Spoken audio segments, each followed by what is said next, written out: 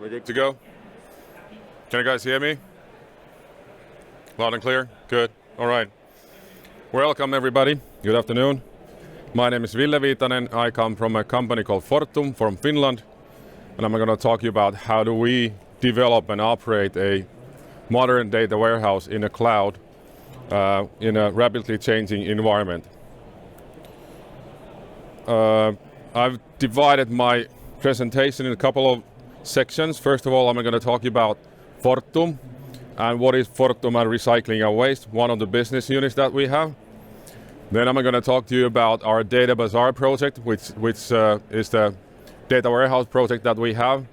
It's been operational for a couple of years already, but we are continuously developing it. We call it Data Bazaar. I didn't invent the name, by the way. And then I'm going to talk a little bit about Agile Data Engine, ADE in short. That is the tool that we use in our data warehouse to develop the data model and deploy it and then run it in real time.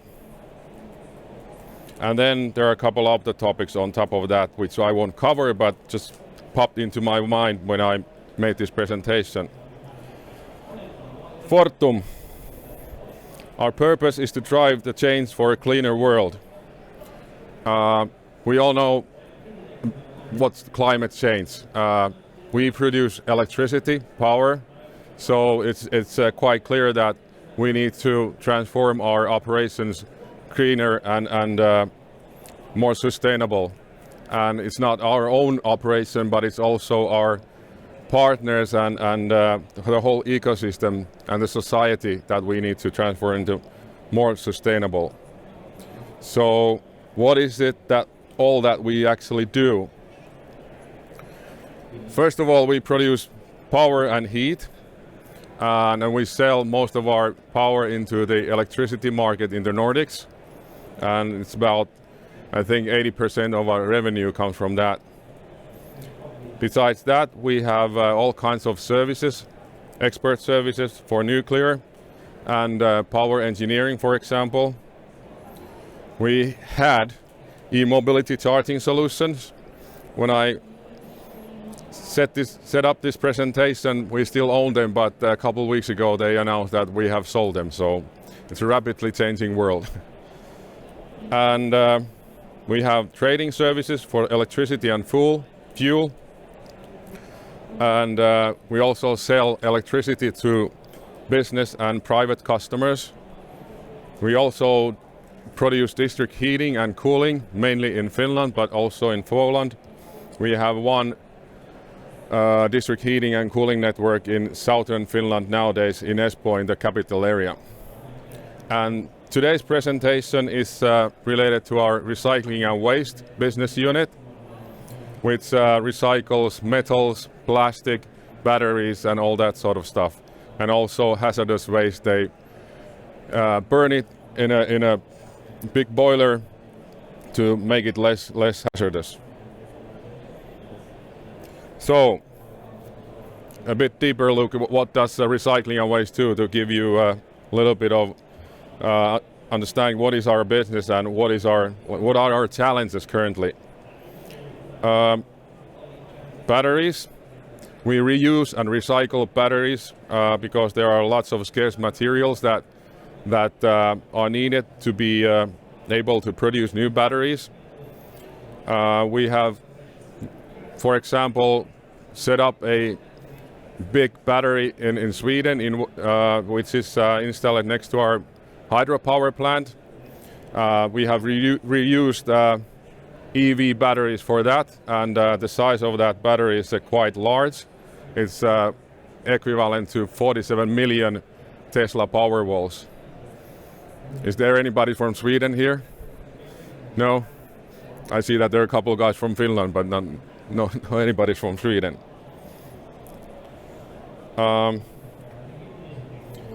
Then we recycle plastics. We collect plastics. We recycle them and produce new products. And one of the products that we have made is Fortum Circo. That's what it is. It's small print here, so look it up. In Finland, I don't know about how it works here, but in Finland I live in a block of flats. There are 82 apartments, 2 buildings. We have recycling bins for paper, cardboard, metal, glass, plastics, and composable, and then the other. So we try to reuse and recycle as much as possible in Finland.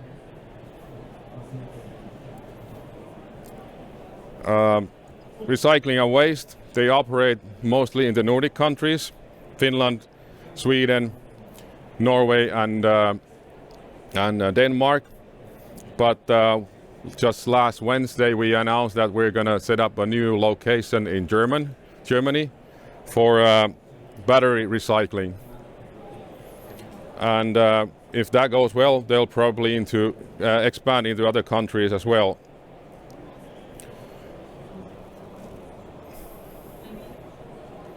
So let's get a little bit deeper into what are our challenges currently and why am I talking about our case here. Well, first of all, I told you that they're setting new business lines, but new business units for battery recycling. And there's a project called Battery Rollout where they install 3 new ERPs for battery business in different locations in different countries. Besides those, they have the old ERPs, and they are currently modernizing those old ones and migrating the data from the old ones into current ones. So it means that we have actually 3 versions of the same ERP being used at the same time.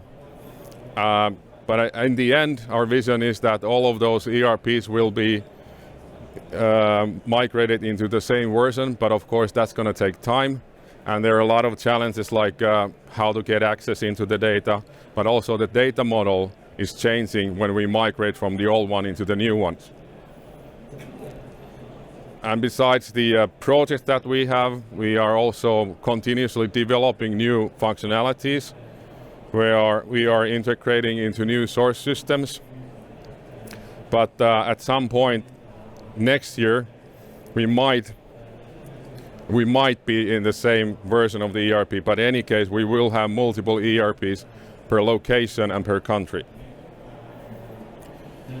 So,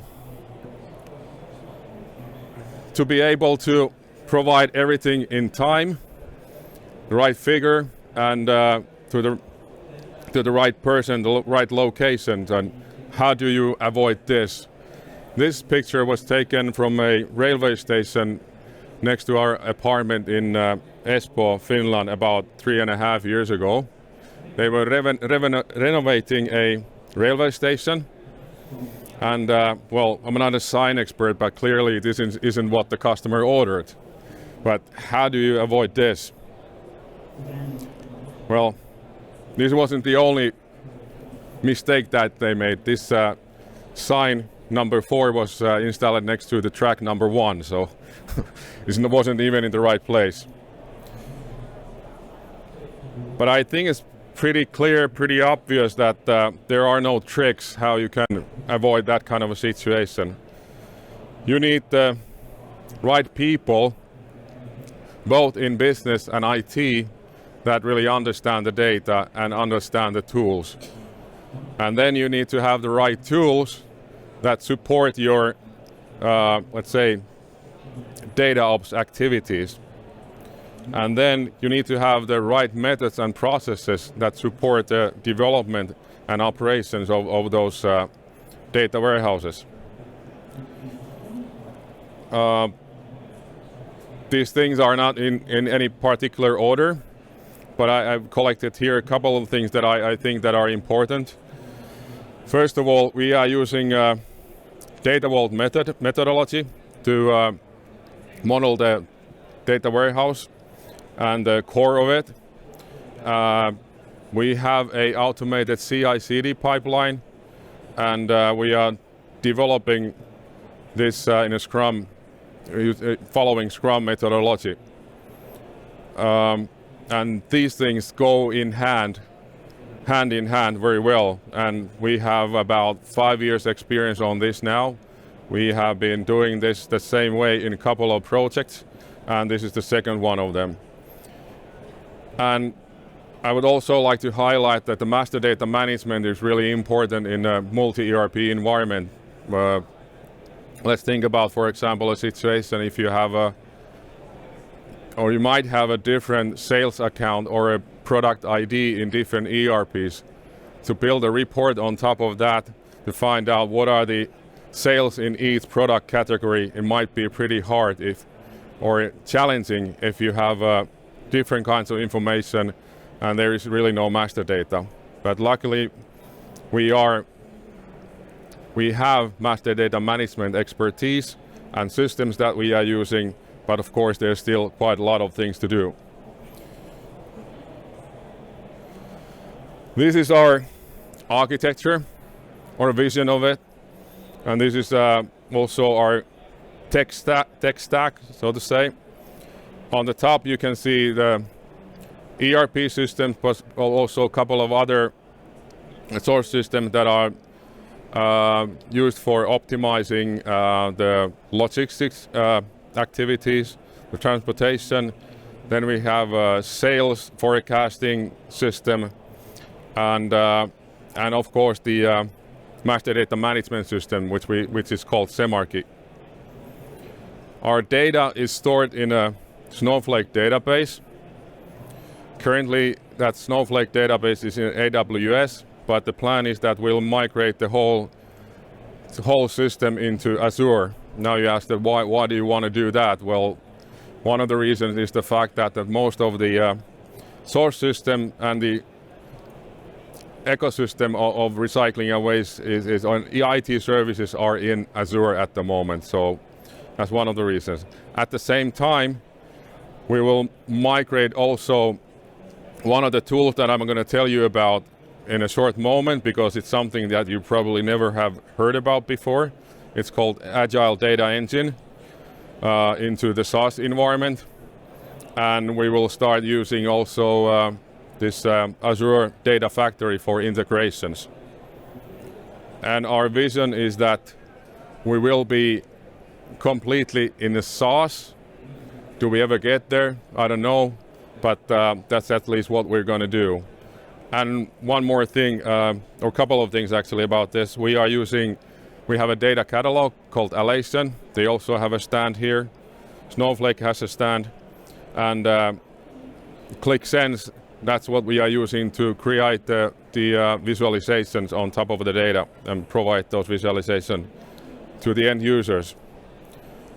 And there are some other tools that support our development activities: Jira, Confluence. Probably you all know those, so I don't have to tell you anything about them. And for collaboration, we are using Slack and Teams. Slack we are using mostly inside the development teams because developers like it a lot. Teams we are using to collaborate with the business users. Now you might ask that, well, this environment is not that complex. You got only about 10 source systems or so. Well, one of the reasons that there aren't more of them is that we don't have one gigantic enterprise data warehouse in our company. We have different kinds of business units, and our strategy is that we keep or work inside domains, data domains, because we have power and heat production and trading. Those belong into our asset and markets data domain. Then we have this data bazaar. It contains customer and sales and order data. So it belongs into customer and sales data domain. Then everybody has a corporate data domain where you have, for example, the financial information, HR data, and so on. And then we also have a security data lake, which belongs into the security domain. So we are not putting all our data into one bucket, but we are keeping them separate. And just to be able to manage them, because there are also different needs. For example, the asset and markets data they have huge amounts of time series data. But in this case, for example, we don't have any time series data. So why to put everything into one place? Because there is no need to combine the data.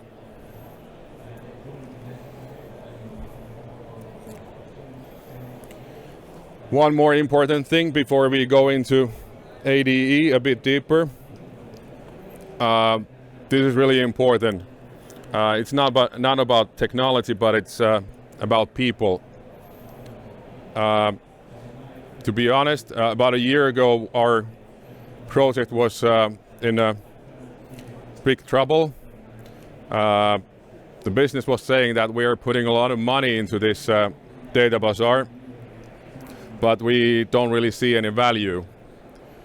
Well, things escalated, and it turned out that our project manager for this project, who also managed our master data management activities for recycling and waste, she resigned. And well, the development team was a bit frustrated and tired, so we changed the whole development team also. But instead of hiring just one person to take care of all of this, we hired two persons. First of all, business finally understood that they need to have somebody inside the business that actually owns this service, owns this solution, the reporting solution or whatever. And you also need to have that sponsorship from the steering committee of this project. Then we also hired a master data management expert that works in the IT. He's not visible in this diagram, but he is there. He's part of the development team nowadays. And then we also have BI architects. We had data warehousing architects and also data architects in our company. But how the process goes is that there are these expert groups, reference groups for certain areas, and they are the ones who fill in the stuff into the backlog of the development backlog that we have for this service. And then if there's a need to prioritize, there is a, well, I need to check a little bit, product management group that takes care of the prioritization if there are any conflicts between different reference groups. And then I am the service manager for this service currently, and we have a team of 2.5 data engineers working for us currently. We have 2 full-time BI experts who are developing the visualizations using ClickSense, and then we have a Scrum Master who is helping us out that the team is actually, well, working in an efficient way. Not 100%, but efficiently enough so that the business is happy with it. And today, the business is actually quite happy with the progress that we have made. They are getting better figures, and yeah, they can actually trust the data that they are seeing because they are more actively involved also in managing that data through this process and the organization that we have.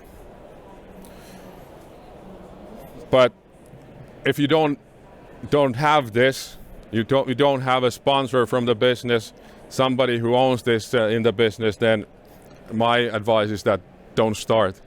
Otherwise you will end up in trouble, spending a lot of money and getting no results. Then, now starts the tech part. Not really an expert. There are a couple of guys here from Agile Data Engine.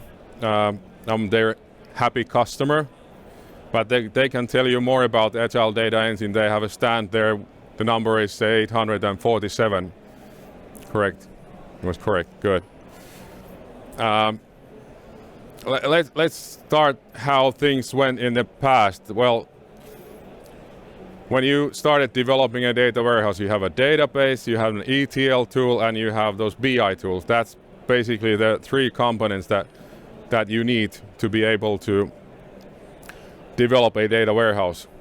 And what you did, you design the data model, you design the entities, the tables, and the views using probably an SQL client, some sort of. You created the DDL script, create table, and so on, and you deployed them into production manually or into test first, and then maybe production later. Then, as time goes by, you need to alter the table, and so on. And then once you have the data model, the structures, and then you need to define the loads, and you need to define the workflow. But what if I told you that you don't need to, well, deploy anything if that is all automated, and you don't need to define the workflow because it can be created based on the metadata. And that is actually what the Agile Data Engine does.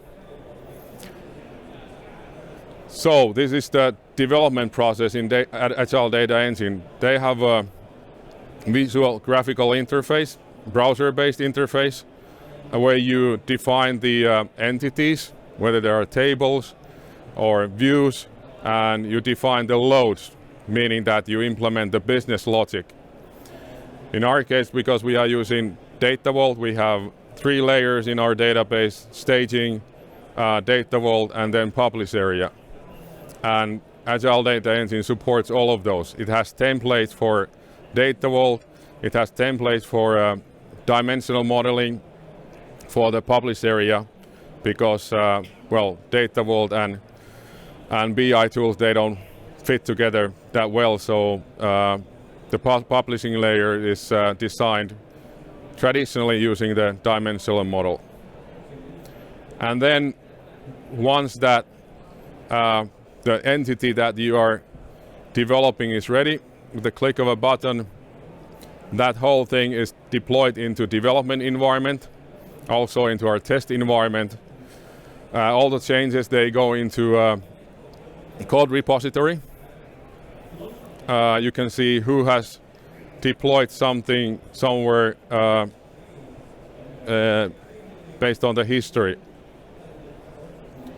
And once that somebody approves that change in the test environment with, well, not just one click, but maybe a couple of clicks, that whole thing is deployed into production. I don't have the details here because I can't see my notes, but if I remember by heart, we have made something like 2,700 changes into the data model that we have during the last year, since the start of October last year. Out of those, there was something like 1,500 into development, 1,200 into the development environment, the rest of them into production. And our top month was in January, when we deployed 30 changes into production this year. So it's like 2.5 or actually 3 changes into production per day. And we have 2 data engineers. So they can really just concentrate on developing the model and working with the data instead of deploying things and then fixing if something went wrong. Based on the model, ADE creates the workflow. It has the metadata and understands or knows what are the source entities, what are the targets, what are the loads, and there you have the connection, and based on that it creates the workflow. And you just schedule the stuff that you need to be done, and it does it automatically. And when you add a new entity into the same model, it adjusts the workflow again automatically, so you don't have to do anything. It has API connectors. You can trigger workflow in ADE, and the guys probably can't tell what else can you do with the APIs, but that's what it is. Bit about the architecture. We are not here yet, but we are currently planning the migration from our private cloud into other SaaS environment. in other SaaS that your data never leaves your premises or your cloud, private cloud, or your environment, whatever that is. That's the security simplified, so you don't have to worry about it. ADE is not a migration tool. That's why we are planning to use like Data Factory in Azure, and there are plenty of other integration tools out there. So ADE is not a competitor to them.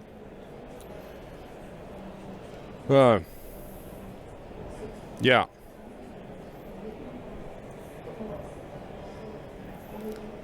There are a lot of other topics that we could talk about today.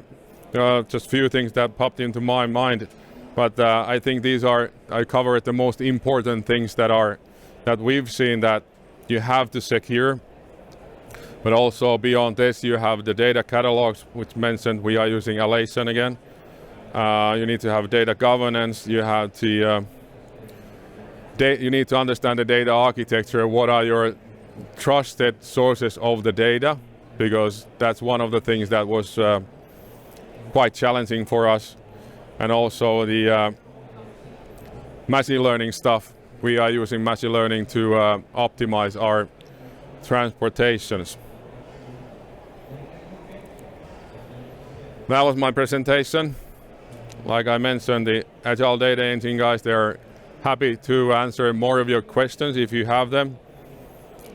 Stand number 847, it's right there. Just walk out straight ahead 20 meters and it's on the right side. Thank you.